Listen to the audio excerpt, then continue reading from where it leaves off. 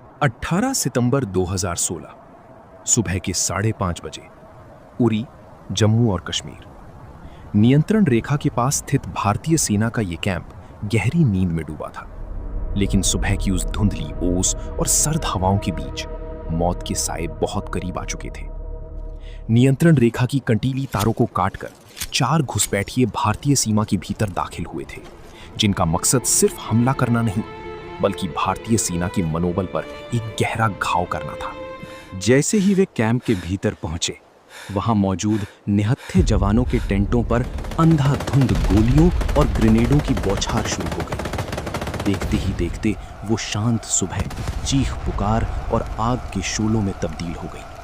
18 जवान शहीद हुए और पूरा देश गुस्से और शोक की लहर में डूब गया। प्रधानमंत्री नरेंद्र मोदी और राष्ट्रीय सुरक्षा सलाहकार अजीत डोभाल की आंखों में एक ऐसी ज्वाला दहक रही थी जिसने ये तय कर लिया था कि इस बार इतिहास दोहराया नहीं जाएगा, बल्कि एक नया अध्याय लिखा जाएगा। अब भारत की सहन शक्ति समाप्त हो चुकी है। अजीत डोभाल के नेतृत्व में एक बेहद गोपनीय योजना तैयार की गई, जिसे सर्जिकल स्ट्राइक का नाम दिया गया। इस मिशन की कमान पैरा स्पेशल फोर्सेस के घातक कमांडो को सौंपी गई, जिनका प्रशिक्षण इतना कठोर था कि वे बिना आहट किए मौत का पैगाम दे सकती थे। रात के सन्नाटे में जब पूरी दुनिया सो रही थी, भारतीय ध्रुव और Mi-17 हेलीकॉप्टरों ने नियंत्रण रेखा के ऊपर से अपनी उड़ान भरी। कमांडो को घने जंगलों और दुर्गम पहाड़ियों के बीच उतारा गया, जहां से उन्हें पैदल ही दुश्मन के उन आतंकी ठिकानों तक पहुंचना था जिन्हें वे लॉन्च पैड कहते थे। हर कदम पर मौत का खतरा था। जमीन पर बिछी बारूदी सुरंगें और दुश्मन की चौकियां किसी भी समय इस गुप्त मिशन को नाकाम कर सकती थीं। लेकिन इन सैनिकों के दिल में उरी के शहीदों का बदला लेने की आग जल रही थी। नियंत्रण रेखा के उस पार आतंकियों के अड्डों पर सन्नाटा पसरा था।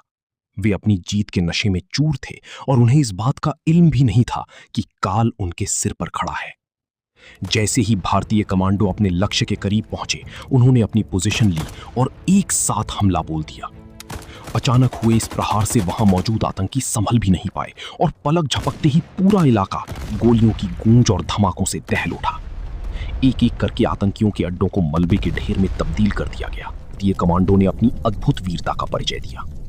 मिशन पूरा होने के बाद सबसे बड़ी चुनौती थी बिना किसी क्षति के वापस सुरक्षित भारतीय सीमा में लौटना।